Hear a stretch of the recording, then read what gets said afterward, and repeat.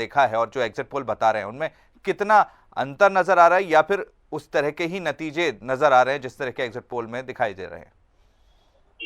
देखिए, आपको बता दें कि जिन मतदाताओं से हमारी बात हुई, उस बातचीत से हमने शुरुआत में ये समझा था। पहले चरण में मैं आपको बता दूं, बुलंदशहर में मतदान हुआ था।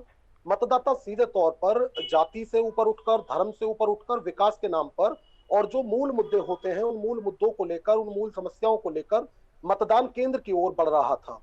जो अपने मत का दान करने के बाद वापस लोग लौट रहे थे, उनसे भी बातचीत हम करके समझने की कोशिश कर रहे थे कि आखिर जब एक मतदाता मतदान केंद्र या मतदेय स्थल की ओर बढ़ता है, तो किन चीजों को लेकर वो वोट करने के लिए जाता है। तो सीधे तौर पर जो विकास है, उसको सबसे ज्यादा प्राथमिकता देने की कोशिश मतदाता की ओर से की गई थी। हालांकि जो महंगाई है, वो भी कहीं ना कहीं मुद्दा था। तो इन मुद्दों को लेकर वोट किया गया। अगर एग्जिट एग्जिट पोल की मैं बात करता हूं, तो जिस तरह से एग्जिट पोल एक बार फिर भाजपा को पूर्ण बहुमत दे रहा है, अपार समर्थन का दावा जो सर्वे एजेंसियां हैं उनकी ओर से किया जा रहा है, जी। तो ये तो कहना गलत नहीं होगा कि इन एग्जिट पोल ने कहीं ना कहीं जो तमाम राजनीतिक दल हैं उनकी धड़कन बढ़ा दी है। उनके जो समर्थक हैं, उनके सपोर्टर्स हैं, कार्यकर्ता हैं, वो भी कहीं ना कहीं उनके अंदर भी एक अजीब सी बेचैनी देखी जा रही है।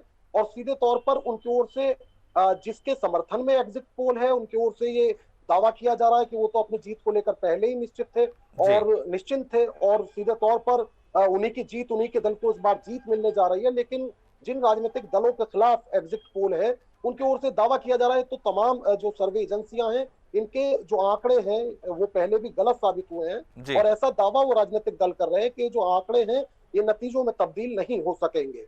लेकिन जिस तरह के एग्जिट पोल हम लोग देख रहे हैं, तो उसके बाद यह कहना गलत नहीं होगा कि जो कैंपेनिंग भाजपा की ओर से की जा रही थी और संगठन की ओर से जो प्रयास चुनावों को लेकर किए जा रहे थे, तो अगर ये एग्जिट पोल नतीजों में तब्दील होते हैं, तो ये कहना गलत नहीं होगा कि जो कल्याणकारी योजनाएं थी, जिस तरह से जो योजनाएं लगातार भाजपा की ओर से चलाई जा रही थी, उनको उनको जमीन पर उतारने का काम किया जा रहा था।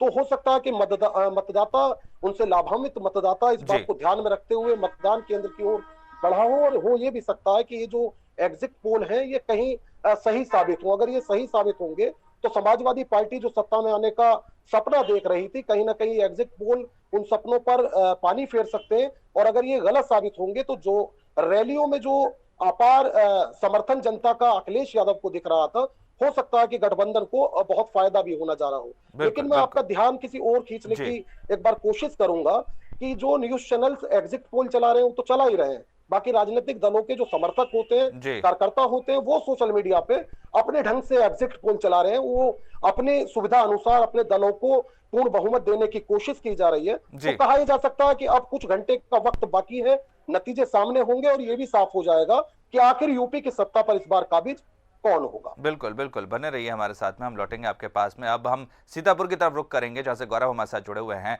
गौरव, जिस तरह के अब एग्जिट पोल आए हैं, सरकार बीजेपी की एक बार फिर से बनती नजर आ रही है, लेकिन अगर ये जो एग्जिट पोल है नतीजों में तब्दील होते हैं, तो क्या मुख्य वजह इसकी मानी जाए? क्या मुद्दे ऐसे रहे जिसकी वजह से जनता एक बार फिर भरोसा जता रही है? पार्टियां, चाहे कांग्रेस हो, चाहे समाजवादी या बहुजन समाजवादी पार्टी, वो लगातार सरकार को घेरने का काम कर रही थी, महंगाई को लेकर के, बढ़ते हुए पेट्रोल के दामों को लेकर के। लेकिन कहीं ना कहीं जो जनता के मन में जो सरकारी योजनाएं चलाई गई, जो लोगों को सुरक्षा की भावना दी